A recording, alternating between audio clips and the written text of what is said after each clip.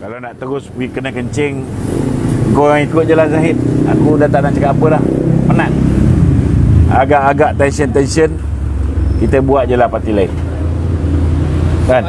Ada soalan je tu? Datuk ada cita-cita untuk membuat satu soalan lah, untuk membuat satu parti lah. Buat masa ni, saya masih menaruh harapan supaya saya dibenarkan untuk kembali ke dalam UMNO. Peguam saya dah hantar 3 surat. Minggu lepas satu rombongan, ni sebelah saya ni ada. Ni sahabat kita, saudara Napi, say hi. Beliau pun kita hantar untuk berjumpa, pergi ke pejabat Datuk Zahid. Mohon minta appointment. Mereka ni semua Laskar Cyber nak pergi berjumpa dengan Datuk Zahid, buat perhitungan terakhir, minta supaya saya punya keahlian di dalam MT UMNO dikembalikan. Kalau tak dapat, apa pilihan saya ada? Saya boleh duduk diam daripada belakang menyokong BN dan Barisan Nasional, tak ada masalah. Tapi kalau misalnya kali ni pilihan raya, dia bagi kerusi pada Muhyiddin lagi. Dia bagi banyak lagi kerusi UMNO pada Muhyiddin. Saya berjanji dengan nama Allah, kurang-kurang saya sendiri akan lawan Muhyiddin Yassin di Paguh. Tapi kalau Haji Ismail, Ketua UMNO bahagian Paguh lawan, saya tak lawan. Kita kena gentleman. Kita nak lawan ni kerana nak selamatkan kursi UMNO. Tapi kalau UMNO bertanding semua, kita kalau nak letak pun kita letak kat Bagan Datuk je lah. Kan? Itu je cara dia. Letak kat Bagan Datuk, kurang-kurang kita boleh cakap dengan rakyat, undilah Barisan Nasional. Jangan risau, Zahid tak akan jadi Perdana Menteri. Undilah Barisan Nasional. Saya pula pergi bertanding dekat Bagan Datuk, atau letak seseorang di Bagan Datuk. Kan? Nak pastikan dia tak akan menang. Itu je. Nak menang mungkin susah. Kalau saya bertanding Bagan Datuk tu, mungkin susah. Dia dah rompak puas semua, dia dah bagi macam-macam kat Bagan Datuk. Kan? Kalau saya nak bertanding, memang tak boleh menang. Tapi saya boleh pastikan dia kalah. Itu je. Muhyiddin, peluang menang cerah. Sebab orang UMNO sana pun tak nak dia. Orang UMNO sana pun tak nak dia. So, peluang cerah. Baik, saya bertanding je lawan Muhyiddin. Okey. Cukup. Ada soalan lain? Okey, Tok. Sedikit. Panjang-panjang ni orang tak share. Minta tolonglah sahabat-sahabat share sikit. Nak sentuh sikit pasal PAS, boleh tak, Tok? Pasal PAS. Kau ni suruh aku lawan dengan PAS pula. Bukan, Tok. Kita nak tahu hala tuju PAS ni. Sebab kau nak tanya hala tuju PAS, kena tanyalah dengan Tuan Guru Haji Hadi. Itulah. Di pendapat Datuk. Tapi kalau tanya pendapat aku, saya rasa Tuan Guru Haji Hadi sendiri pun tahu yang mana lebih selamat. PAS ni parti dakwah. So parti dakwah ni kurang-kurang dia ada peluang berdakwah. Bertanding tu dia lah sebahagian daripada dakwah dia, sebahagian daripada usaha untuk mengembangkan kawasan dia. Tapi kalau nak dakwah dia berkesan, bersamalah dengan UMNO. Saya yakin UMNO boleh bagi dia kurang-kurang pun 30 kursi lah. Kan? 18 kursi ni confirm UMNO tak bertanding. Kan? Kalau dia bersama dengan UMNO saja. Kan? Kita bolehlah pujuk kawan-kawan kat Terengganu, Kelantan, Perlis, Kedah. Tapi kalau dia tidak bersama dengan kita, dia mengambil pendirian untuk bersama dengan bersatu, dia tinggalkan kita, kan? Nak buat macam mana kalau bini dah tinggalkan kita, kita kahwin lain lah. So Datuk, berbalik kepada PRN Sabah ni, okey. Baru-baru ni setelah AJG mengangkat sumpah, Bung Mokhtar marah, mengamuk sebab dia dilantik dalam portfolio lain mana yang dijanjikan, perjanjian asal. Jadi perjanjian asal tu terbit masa bila tu? Perjanjian asal tu masa perundingan tu berlaku lah. Tapi masalahnya perundingan ni, chairman dia Hamzah Zainuddin, Menteri Dalam Negeri. Dia boleh ugut macam-macam. TYT pun dia ugutnya, kan? Pemimpin ni YB kita dia ugutnya. Ini netizen tanya tu. Ya. Dia nak tanya dalam benak hati Datuk ni lah. betul ke Datuk benci sangat dengan Zahid ni? Macam saya sebut, saya bukan benci pada dia, tetapi keberadaan dia sebagai Presiden UMNO dan pengurusi Barisan Nasional merugikan kita. Cuba kita berhadapan, tiba-tiba hari ini bubar Parlimen. Bubar Parlimen. UMNO bertanding solo, BN bertanding solo. Okey? Gambar calon kita, ada gambar calon presiden kita dengan gambar calon. Betul tak? Gambar calon Perikatan Nasional, ada gambar calon mereka dengan gambar Muhyiddin. Gambar calon Pakatan Harapan, ada gambar mereka dengan gambar Anwar Ibrahim. Agak-agak lah orang nak yakin siapa boleh jadi Perdana Menteri.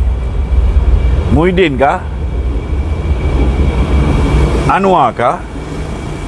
Atau Zahid kah?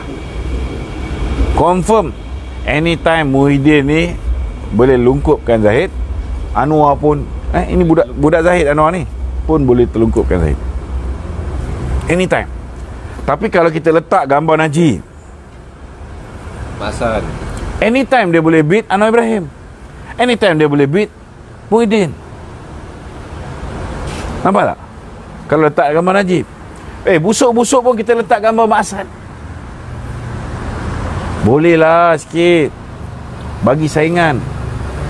Letak gambar Zahid, habis pun bro. Wal ghaibul ghuyub.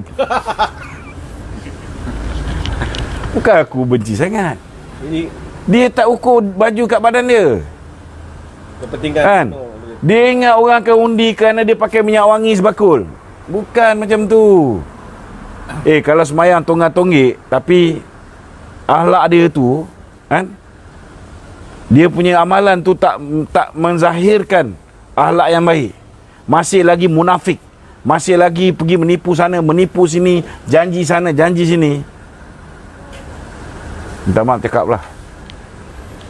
Itu sebab orang pakai jubah dengan kepiah ni aku fikir 10 kali. Belum tentu pakai jubah dengan kepiah ni perangai molek. Pasal orang macam Zahid ni lah merosak. Bukan Zahid yang ni, yang Zahid yang ni okey. Zahid yang tu kan. Orang suruh aku jawab pasal Zahid ni, memanglah confirm aku tak dapat jadi ahli UMNO balik. Tok, berkenaan dengan perancangan Anwar nak menghadap ke bawah Duli Yang Maha Mulia tu, kan? Baru-baru ni PKR ada buat satu mesyuarat bersama komponen dan didapati DAP dan PAN ni tak berapa setuju sangat dengan cadangan Anwar tu. So apa nak buat macam mana? Muhyiddin screw, Muhyiddin torture juga Lim Guo Eng. Lim Guo Eng pun takut. Dia berada dalam keadaan bahaya sekarang ni. Dia punya kes apa ni? Terowong. Itu sebab Lim Guo Eng pun pergi sokong Syafiq Abdal sebagai calon PM Pakatan Harapan. So boleh jadi tak dia Anwar akan meneruskan? Bagi saya Anwar ni jadi tak penting. Yang paling penting bila dia kata dia ada 123, yang paling penting dia dapat peluang menghadap tuanku. Bila dia dapat peluang menghadap tuanku akan minta pembuktian. Dan bila minta pembuktian, kalas, game over. Anwar takkan jadi PM, baik. Muhyiddin pun takkan jadi PM. Tapi kalau tiba-tiba geng-geng 19 orang ni ada yang menyokong betul-betul Anwar Ibrahim, kan? Memang lingkup lah UMNO. Masa tu saya declare buat parti baru lah. Tak payah bazir masa lah. Maknanya Datuk memang tak menyokong Anwar lah selama ni Apa yang didakwa oleh orang. Aku kena pecat bro. Aku kena pecat kerana aku memberitahu pada rakyat bahawa isteri dia ambil duit daripada Yahudi. Aku kena pecat kerana memberitahu pada rakyat bahawa Izam Makno buat banglo guna duit yang dia terima daripada derma.